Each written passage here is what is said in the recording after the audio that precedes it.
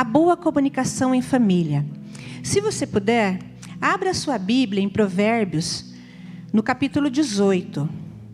E eu quero ler apenas o versículo 21, a primeira parte do versículo 21.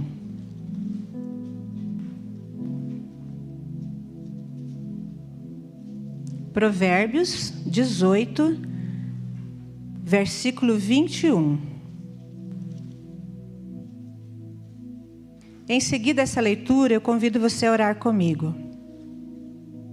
Diz assim a palavra de Deus em nome de Jesus: a língua tem poder sobre a vida e sobre a morte.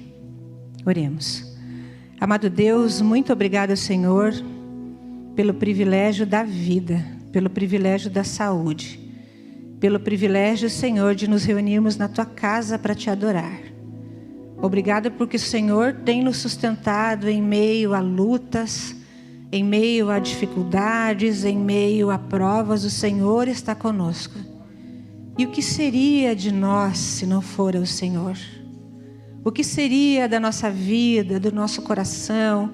O que seria da nossa família se o Senhor não estivesse conosco? O Senhor tem sido bom e misericordioso.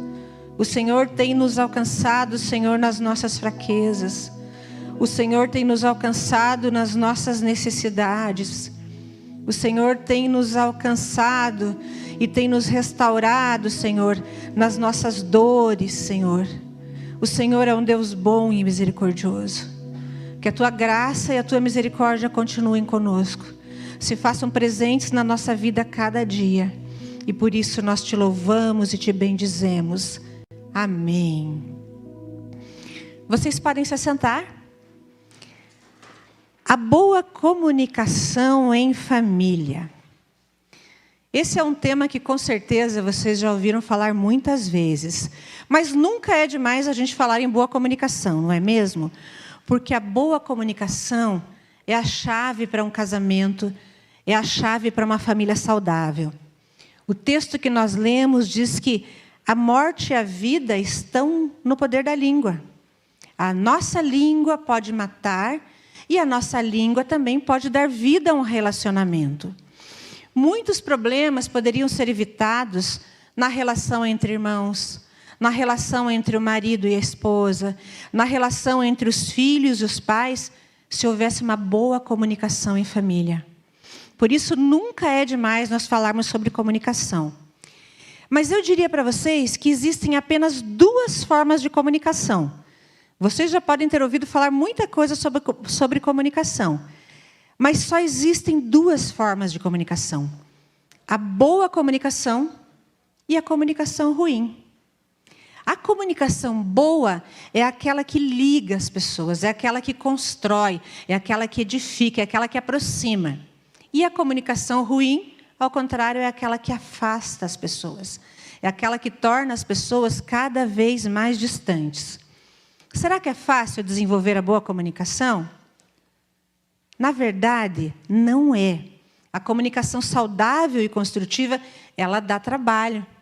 Ela precisa da nossa atenção.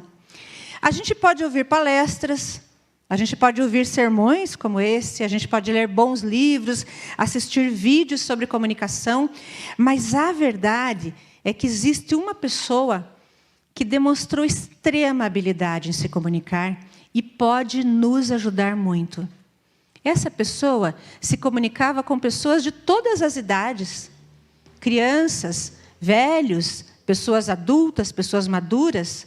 Essa pessoa se comunicava da mesma forma com uma pessoa, com um indivíduo e com multidões. Ele transmitia a sua palavra com clareza para pessoas de qualquer nível social. Pessoas pobres, pessoas ricas, homens e mulheres. Vocês sabem de quem eu estou falando, né? Eu estou falando de Jesus. Jesus é um mestre em comunicação. E ele demonstrou isso quando esteve conosco. Então, Jesus tem muito a nos ensinar sobre comunicação. E é com ele e com alguns outros autores da Bíblia que nós vamos falar e vamos aprender sobre alguns fundamentos da comunicação, da boa comunicação. O primeiro fundamento da comunicação é a confiança. Olha aqui Jesus nos ensinando no Sermão do Monte. Em Mateus 5,37, diz assim: seja o seu sim, sim. E seja o seu não, não. Sabe por quê? Porque o que passar disso vem do maligno. Aqui, Jesus está dizendo que nós precisamos ser sérios na nossa fala. Nós precisamos ser sérios na nossa comunicação. Se nós não somos sérios, não haverá confiança. E sem confiança, não existe comunicação profunda. Se eu não posso confiar naquilo que você fala, não importa o que você fala.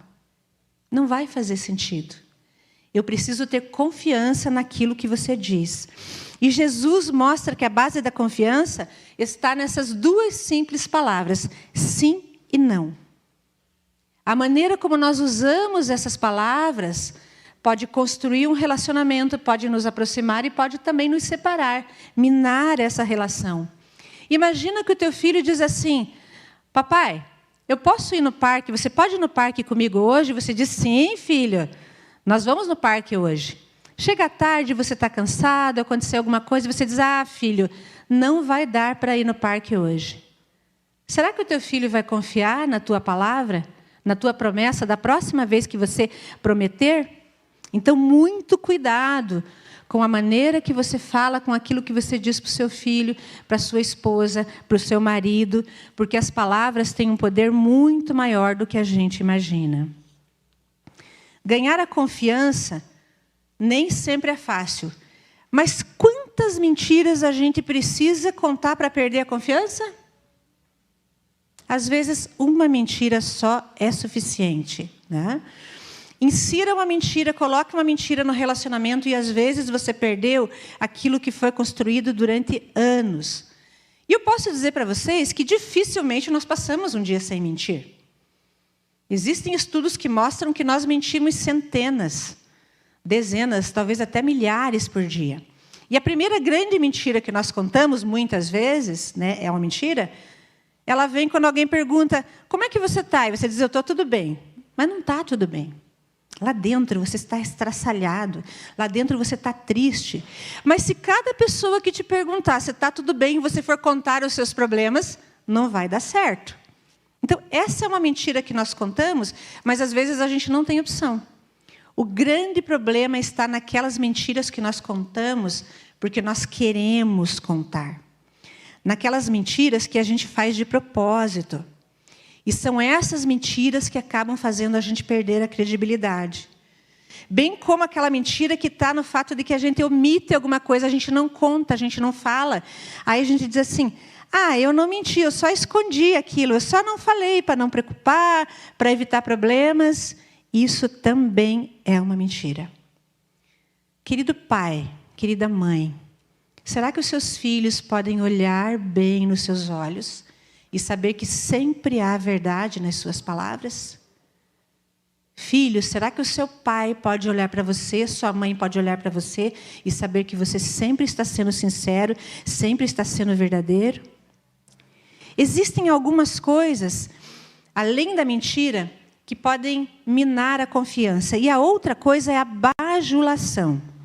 Provérbios 26 e 28 diz que a língua mentirosa odeia aqueles a quem fere, e a boca lisonjeira provoca a ruína.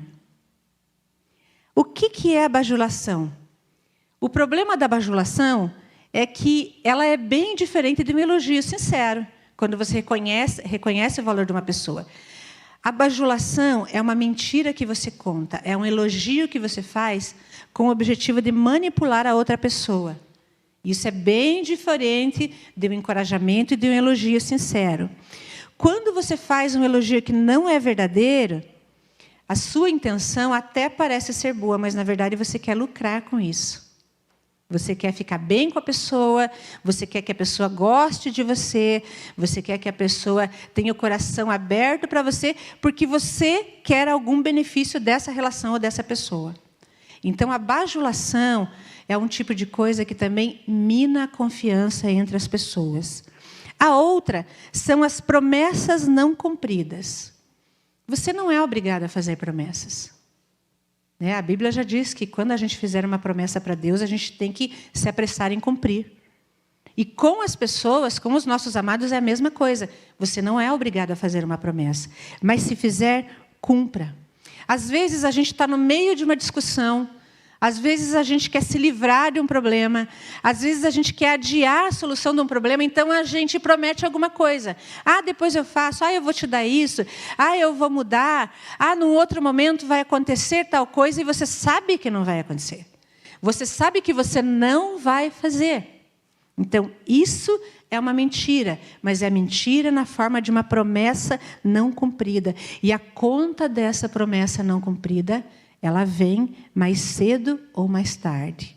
Então, não faça promessas vazias. Porque fazer uma promessa e não cumprir, você dizer um sim e depois você dizer um não, não é uma coisa inocente. E sabem de onde que isso vem? Isso não vem só de um descuido, só de alguma coisa que você não pensou bem antes de falar não. Isso vem do maligno. Então, muito cuidado quando você faz uma promessa, pense se você pode cumprir. Ganhar uma confiança realmente não é algo fácil, mas reconstruir a confiança dá muito trabalho. Quando você perdeu a confiança dentro de casa, vai ser muito difícil as pessoas voltarem a confiar em você. Mas vale muito a pena. Só que você precisa investir 2 coisas para recobrar e para ganhar a confiança de novo. Verdade e tempo. Você precisa se dispor a ser verdadeiro de agora em diante. E você precisa ter paciência, porque não é de uma hora para outra. Se você mentiu, se você enganou, se você bajulou, se você fez promessas e não cumpriu, não é de hoje para amanhã que as pessoas vão confiar em você. Tenha paciência. Dê tempo ao tempo, mas corrija a sua boca e passe a falar a verdade. O outro fundamento da comunicação é que a comunicação, ela vem sempre do nosso coração. Nenhum de nós está livre de dizer coisas que depois você se arrepende, né? Você acha que pesou demais a mão, você acha que você não devia ter falado aquilo, e aí você diz assim, eu não pensei, eu falei isso sem querer. Essa é a desculpa mais comum que nós usamos. Não era isso que eu queria dizer. Mas eu pergunto para você, será que não era mesmo? Olha só o que Jesus nos diz em Mateus 12:34. A boca fala do que está cheio o coração. Aquilo que você diz, mesmo que você tenha dito sem pensar, veio de algum lugar, não veio do nada. E não adianta você dizer que o diabo soprou no teu ouvido, jogar a culpa nele, não.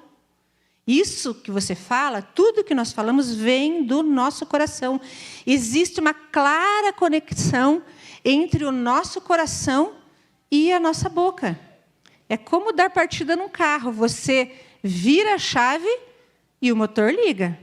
A mesma coisa. Se você fala, é porque houve um comando para você falar. Então, a gente tem que tomar muito cuidado, porque da tua boca vai sair aquilo que tem no teu coração. Se o teu coração está amargo, se o teu coração está revoltado, as suas palavras não vão ser doces. As suas palavras serão sempre amargas. Às vezes, a gente pensa que guardar e reprimir os nossos sentimentos é uma coisa boa. E aí, a gente vai guardando raiva, ira, ressentimento, porque a gente quer preservar o relacionamento, né? Eu quero conviver bem, então eu não vou soltar essas coisas. Só que você guarda, e essas coisas começam a vir à tona.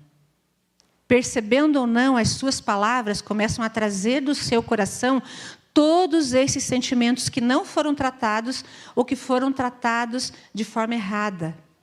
Então, pense nos sentimentos que estão no seu coração. Trate esses sentimentos, porque senão esses sentimentos vão jorrar pela sua boca. A conexão entre a boca e o coração, ela é uma via de mão dupla. O meu coração afeta as minhas palavras, as palavras que saem da minha boca. E as palavras afetam o meu coração. Se eu estou amargurado, as minhas palavras serão amarguradas. E quanto mais eu falo palavras amargas, mais o meu coração fica amargo. Veja o que Jesus ensinou em Marcos 7:15. A alma de vocês não é prejudicada pelo que vocês comem, mas pelo que vocês dizem. E isso faz com que nós fiquemos presos sempre num círculo. Sentimentos ruins, pensamentos ruins, geram palavras ruins, que deixam os nossos sentimentos, que deixam o nosso coração ainda pior. E a alma ferida, ela sempre vai trazer palavras iradas, sempre vai trazer palavras ruins. Você já se viu preso nesse círculo? Isso já aconteceu com você? Talvez tenha acontecido com você? Certamente já aconteceu comigo. E como a gente faz para quebrar esse padrão? Essa batalha somente pode ser travada em duas frentes: o coração e a boca. Você precisa tratar o seu coração, mas você precisa aprender a refrear a sua boca. Visto que as palavras transbordam do coração, comece a levar mais a sério o seu coração. Pense no que você disse. E pense em por que você disse aquilo. Em vez de dizer, não foi isso que eu quis dizer. Por que eu falei isso? Qual foi o sentimento que me motivou a falar isso? Depois de perguntar por que você disse isso, também não tente resolver os problemas quando você está irado. Se você está com raiva e você quer resolver um conflito, na sua boca vai sair raiva, da sua boca vai sair ira, e isso só vai piorar as coisas. Não culpe a pessoa pelos seus sentimentos. Às vezes a gente descarrega um caminhão de coisa nas pessoas e fala, a culpa é tua. Porque você me feriu, porque você me magoou, porque você me irritou, porque você fez uma coisa que eu não queria. A pessoa pode até ter feito tudo isso mesmo. Agora, você é responsável pelas palavras que saem da tua boca, não é a pessoa. Você é responsável pelos sentimentos do seu coração que levaram você a falar aquelas palavras. Quando você for resolver um conflito, além de você não ir irado e pensar nas suas palavras, se concentre na solução. Não no problema. Não fique falando do problema, desenterrando mortos, falando do passado. Pense daqui para frente. O que nós podemos fazer para resolver esse problema? Aprenda a aceitar o que não pode ser mudado. Às vezes, quando nós temos uma situação em que precisamos dialogar, nos comunicar e resolver um conflito, a gente fica apegado a picuinhas, apegado a coisas que não vão mudar. Por exemplo, o caráter da pessoa pode ser mudado, mas o temperamento não. Às vezes a pessoa fala muito, às vezes a pessoa é teimosa, às vezes a pessoa tem hábitos que você não gosta, mas que você poderia relevar e você não releva. E você fica brigando por essas coisas. Às vezes existe uma diferença de geração, uma diferença de idade, uma diferença de gostos dentro da família normal, né? Porque na família nós somos muito diversos. E a gente fica brigando por essas coisas. Deixe o orgulho e o egoísmo de lado e peça para que Deus mude o seu coração.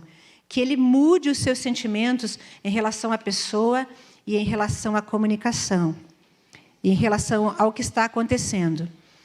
O terceiro fundamento da comunicação é o respeito.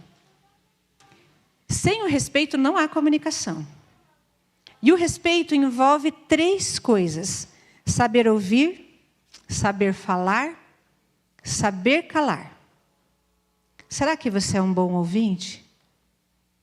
Você já pensou nisso? A gente fala muito em como desenvolver a boa comunicação, mas a verdade é que o segredo da boa comunicação, o grande segredo, está em Tiago 1,19. Todo homem seja pronto para ouvir e seja tardio para falar. Acontece que quando nós vamos chamar alguém da nossa família, uma pessoa próxima para conversar, para resolver uma situação, geralmente, avalie o seu coração. Você vai disposto a falar. Você já se arma de um monte de argumentos para atacar, para se defender, para contra-atacar se for preciso. Geralmente, quando a gente chama alguém para conversar, a gente não está interessado no que a pessoa tem para dizer. Nós estamos interessados no que nós temos para dizer a ela e queremos que ela nos ouça e ainda não nos ouça E ainda, além de nos ouvir, que ela nos dê razão, que ela concorde conosco. Só que isso só aumenta a distância. Então, nós precisamos aprender a ouvir de verdade.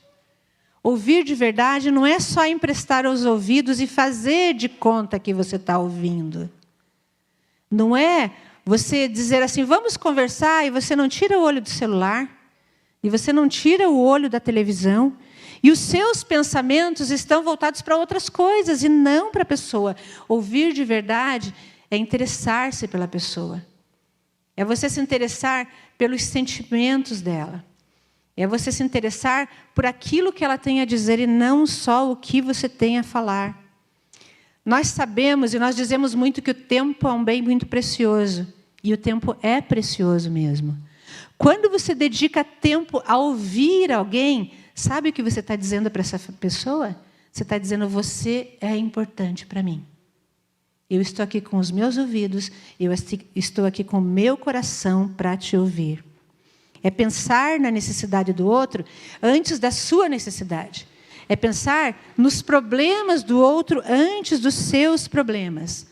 É ouvir e não só ficar pensando, eu vou opinar, eu vou dar um palpite, eu vou responder, porque muitas vezes a gente está interessado mais na réplica ou na tréplica do que ouvir verdadeiramente o que a pessoa tem para falar, né? Ouvir de verdade é uma das maiores demonstrações de amor que nós podemos dar para os nossos familiares. Será que é tão difícil assim? Mas, além de ouvir, nós precisamos saber falar. Às vezes, o problema não está naquilo que nós falamos, mas na forma como nós falamos. Então, se você vai falar e você altera a sua voz, se você demonstra que você está extremamente irritado, se você usa o deboche, se você usa a ironia, você nunca vai conseguir se comunicar com a pessoa. Porque a forma como falamos, ela é tão importante quanto aquilo que falamos. E essa forma pode abrir e pode fechar os canais de comunicação. Quando você fala palavras boas, quando você pensa no que vai falar, quando você procura manter a calma, quando você tenta ser agradável, essas palavras, segundo a Bíblia, são como mel, doces para o paladar e boas para a saúde. Está em Provérbios 16 e versículo 24. Então, nunca levante a voz, nunca xingue, nunca faça ataques, nunca use ironia, não use essas palavras, essas expressões, essas formas, se você quer se comunicar. Outra coisa que nós precisamos evitar e que a gente usa muito quando a gente vai conversar, você sempre faz isso. Você nunca me ouve. Você nunca me dá importância. Essas palavras são terríveis, porque elas se encerram em si. Você está dizendo nunca e sempre, então acabou. Porque sempre é assim, ou porque nunca é assim. Você está dizendo, quando você usa essas expressões, que esse problema não tem solução. É isso que você está transmitindo. E pode ver que quando você fala isso, geralmente a conversa encerra. Ou ela encerra, ou ela piora, ou entra numa escalada e vai ficando cada vez pior, pior, pior, pior. Em vez disso, seja objetivo. Diga, em tal dia, em tal situação, você me magoou, você me ofendeu, você falou uma coisa que feriu meu coração. Isso, sim, é uma maneira de se comunicar e não só de ficar atacando e calando a outra pessoa. Outra atitude que demonstra grande desrespeito pela outra pessoa é o silêncio punitivo. Sabe quando você simplesmente fica quieto e pensa, eu não vou falar mais, né? Pode ser que em alguns momentos isso seja necessário você manter o silêncio, quando a pessoa só está atacando vocês. Mas tem uma coisa diferente, é quando a gente usa o silêncio justamente para frustrar o outro, para magoar o outro. Então, assim, a pessoa fez uma coisa que eu não gostei, falou uma palavra que me magoou, eu faço aquele bico, eu viro a cara, eu simplesmente não falo mais com ela. Ou eu digo, tá bom. Realmente isso funciona, porque deixa a pessoa muito triste, magoada, e você está impedindo que aquela situação seja resolvida. Você usa isso para punir, para frustrar e também fazer a pessoa se sentir culpada, né? Porque daí você fica triste, aborrecido, e a pessoa fica vindo atrás e dizendo, ai, o que eu fiz, né? Fale comigo, o que está acontecendo? Isso é muito ruim. E eu diria para vocês que o silêncio punitivo, ela é uma agressão. Você está agredindo o outro quando você se cala de propósito.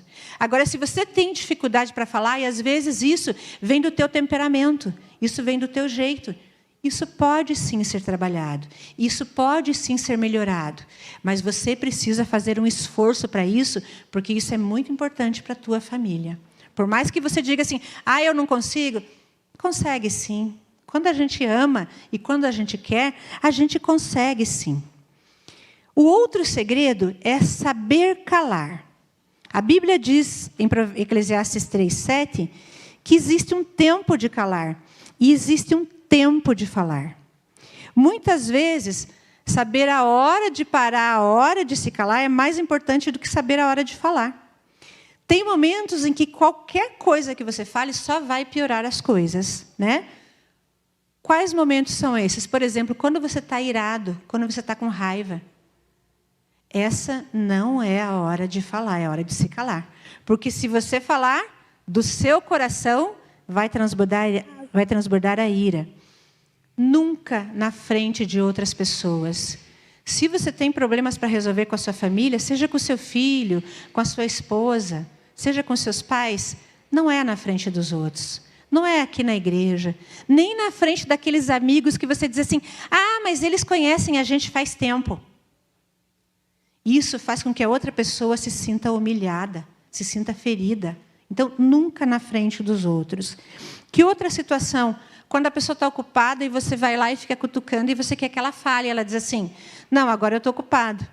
Ou às vezes a pessoa não está bem e você fala, não, mas eu quero falar agora.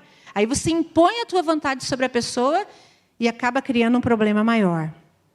Outra situação.